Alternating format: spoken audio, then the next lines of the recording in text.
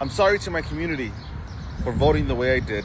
I acknowledged the mistake earlier, but it's different. When you acknowledge something, it's kind of like, yeah, I probably shouldn't have done that. When you say I'm sorry, it's more like, yeah, I fucked up. And I think I fucked up. Obviously, my one vote didn't make the difference, but it contributed.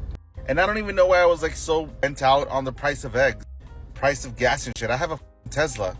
I'm blessed enough to not know how much milk or eggs or none of that bullshit cost. I just go and buy it. I dumb joining the propaganda. Oh, look at all these people. They can't afford homes. Blah, blah, blah. I can go buy another. I up royally. And so now, yes, at least I'm marching. I'm doing some research, spreading the word. But I truly wish that I was on the right side of history from the get-go. Not for selfish reasons, but because had I been, at least I would not have contributed to all these people that are being hurt in our community. I wouldn't have contributed to U.S. citizens being arrested because God decided to use more melanin when he was creating them. I wouldn't have contributed, and I wish that was the case. But in a recent apology shared on social media, a Latino supporter of Donald Trump issued a public statement to his community, acknowledging what he called a royal mess-up. "We can't go back in time," he said, "but we can apologize and recognize that some of us made a mistake, me being one of those people." His post quickly spread across platforms, sparking emotional reactions. Some appreciative of his honesty, others critical, saying the damage was already done. I just saw a video of Kamala Harris speaking, and she looks drunk, she looks incoherent, and holy crap, we dodged a bullet. I mean, Donald Trump literally dodged a bullet for democracy. We know what's best for us. Glad we all participated in bringing a true leader back into the White House. God bless America, guys. A few moments later. I'm sorry to my community for voting the way I did. Now I can empathize and sympathize with the Black community. Now that it's here with us too, it's like crap. I honestly, legitimately didn't think it was real. But it's real as hell. And it's obviously minority groups that are targeted and persecuted. Number one, imagine that they give you freshly squeezed lemonade, and then you drink it and you enjoy it. Whatever. And now, with your brown ego bruised and your crumbled white fantasy, you come crawling back with your watered down lemonade analogy. He is another example that internalized racism is costly. He's only leaving MAGA now because he's just figured out that no matter how hard he betrays his own people, no matter how far he's shoved his tongue up white supremacy's ass, they still rejected him. You pretended like you didn't know racism exists for Black people. You pretended racism didn't exist for you or your Latino community either. You truly believed that if you backstabbed your own people hard enough, if you spewed white supremacist talking points hard enough, demonized Black and brown people, and played the obedient mouthpiece, you'd win their approval. You didn't just ignore racism, you became a willing tool of it. You helped elect a white supremacist into power, fully aware of what he was. You thought proving your loyalty to whiteness would make you immune. Instead, you might just find yourself in alligator Alcatraz. I just saw a video of Kamala Harris speaking. We dodged a bullet. I mean, you are the bullet. Your sick, pathetic obsession with earning white approval from people who openly despise your existence helped push this entire country toward collapse. You didn't just put yourself in danger, you dragged your entire community down with you. You sold out your own community, leaving women, children, and hardworking people to be hunted, brutalized, and criminalized by the very people you beg for acceptance from.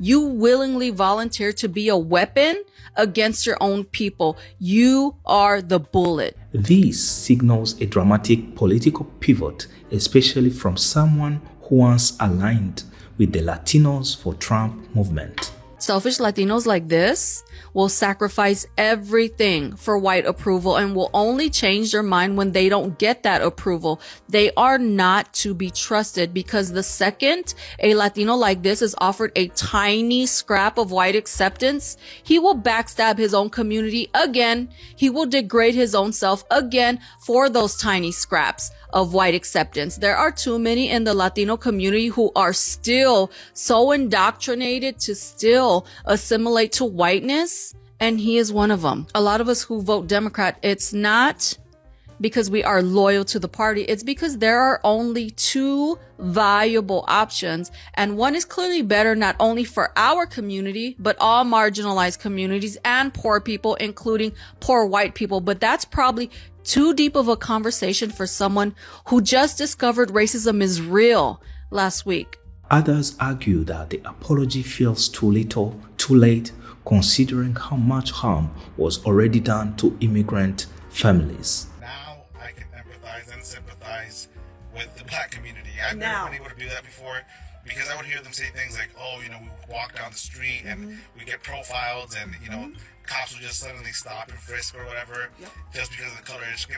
And I always thought, like, you know, it's a little bit of a stretch. It feels like a little bit of a stretch. What? That person must be doing something, right? And Really?